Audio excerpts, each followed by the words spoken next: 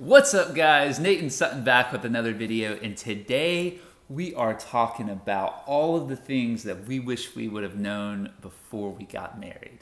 Really, it's all the things that you guys wish you would have known before getting married, because we're answering your questions on marriage and what it's like. What's it like to be married, Sutton?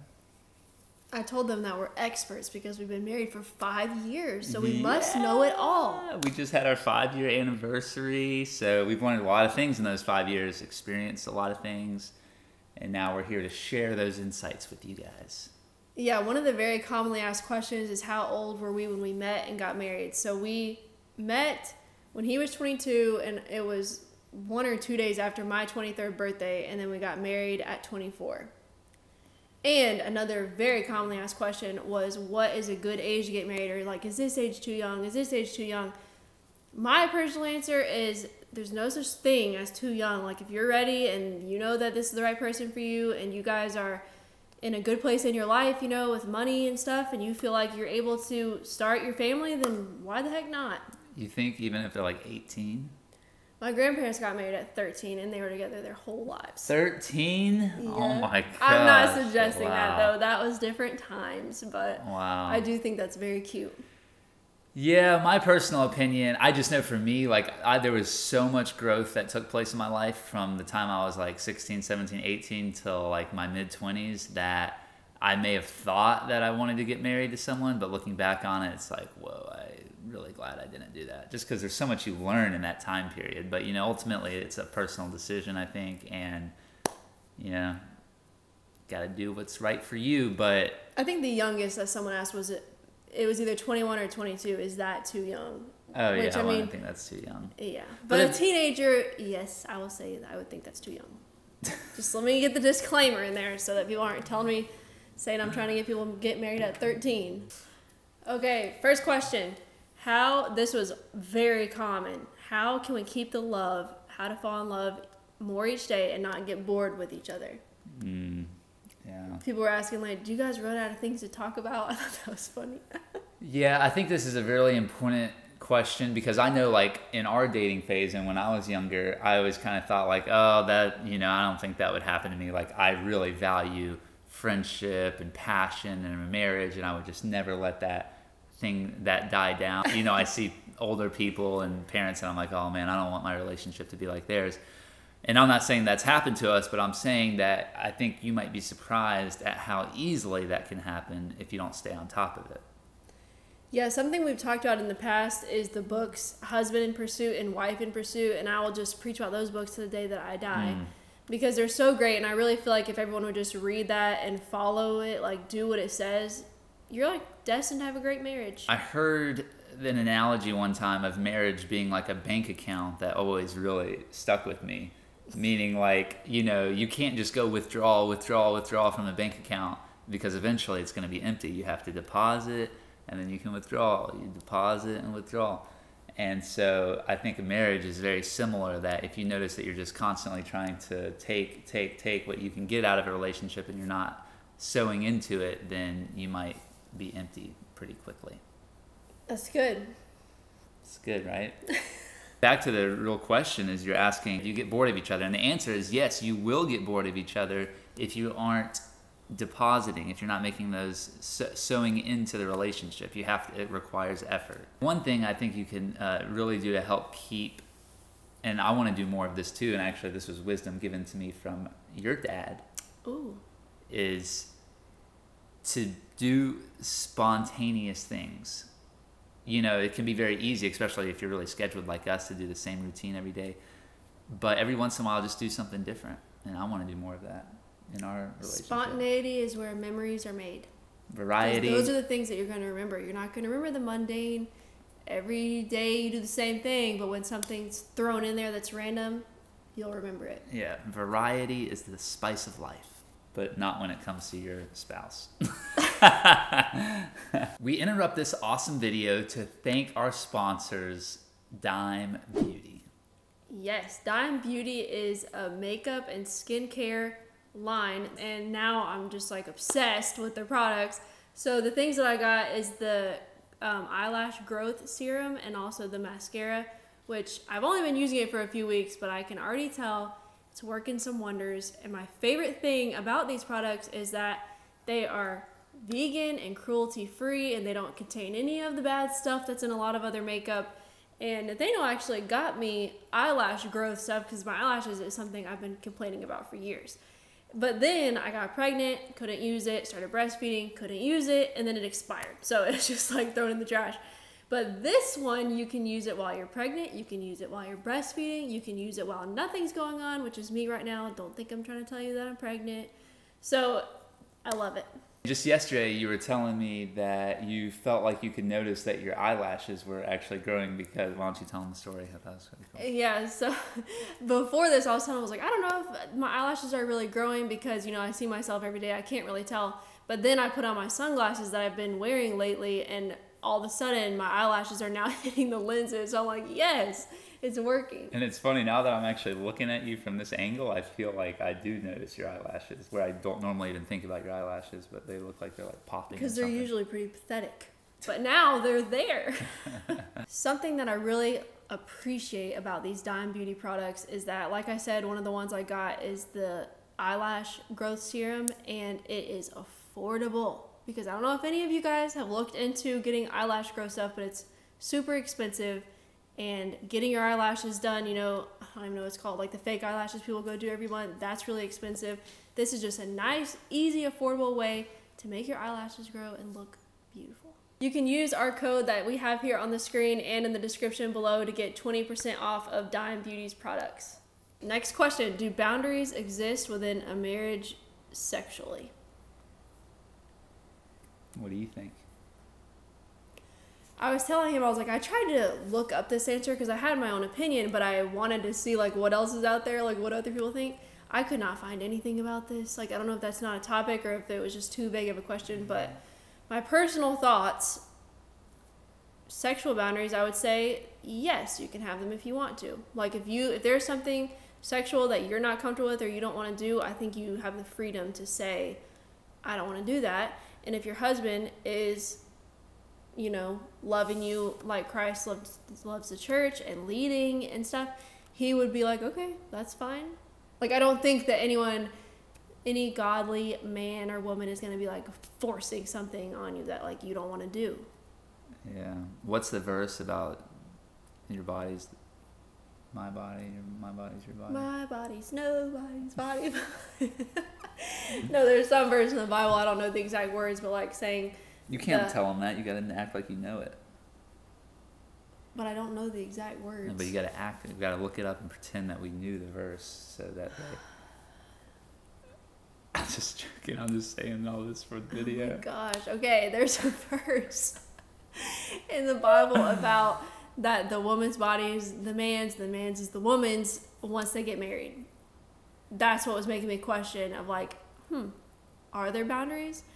But then what I said before, I think that's true. Do you? Yeah. I mean, I think there's certain things, like if you say to your husband, I don't want to have sex anymore, then I think that's not okay. Because God gave us the gift of sex and you're like depriving one another. But I think it takes a little discernment of what is okay and what's not okay. And that I just think that a Christian couple that is seeking God in their relationship will know what was intended for, what kind of gift God gave us and what kind of gift you might be creating in your own weird mind. As a wife, what should you do if your husband doesn't lead like you want him to biblically? It's a hard word to say. If my husband wasn't leading the way that I would like him to, I think my first thing I would do is pray about it. You know, bring it to God before you bring it to him, and pray for him to become the leader that you want him to be. And I think one of the worst things you could do is tell him, like, you're not being a good leader and you need to do better. Because I don't know about you guys, but personally for me, when someone like tells me something like that, it almost makes me not want to do it even more, because I'm just like, okay, well, whatever. But if you pray for him, and then when he does do something to lead, you encourage him and tell him, like, you tell him, like, wow, that was so great that, you know, you led us in that way. I really appreciate that. I really like following your lead. You know, encouraging things instead of like, you're doing this wrong, I think is a much better approach and will have a much greater effect. What is something that you can improve as husband and wife? What I can improve on, says Nathaniel, is to not be snappy with things I say to him. And that's the only thing that I do wrong. Oh, I know something that she wants me to improve on. You're supposed to say what you think.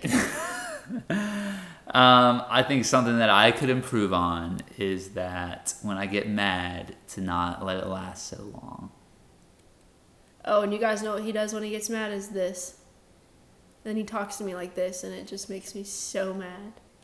Yeah, for some reason, when we get in arguments, I like literally can't open my eyes. I really don't know why. It's like it's so draining to me that I literally can't keep my eyes open. So dramatic. Talk about drama in a relationship.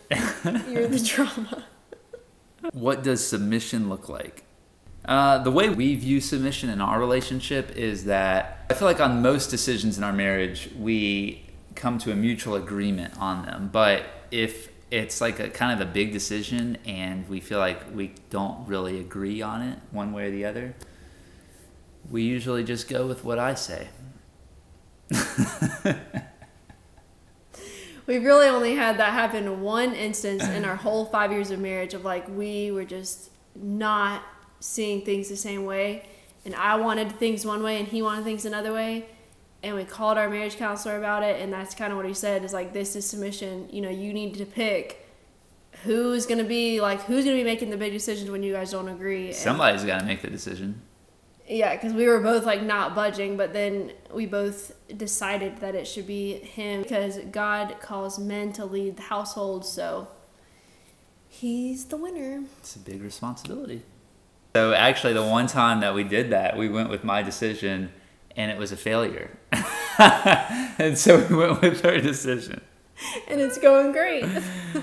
But you see what I'm doing? I'm leading with humility. I'm saying I don't have to put this in here, but you know. And then pride just came back in when I shared my humility with you. So now I'm failing again. How do you avoid comparing your marriage/spouse to others around you? I think this is a good one. Me too.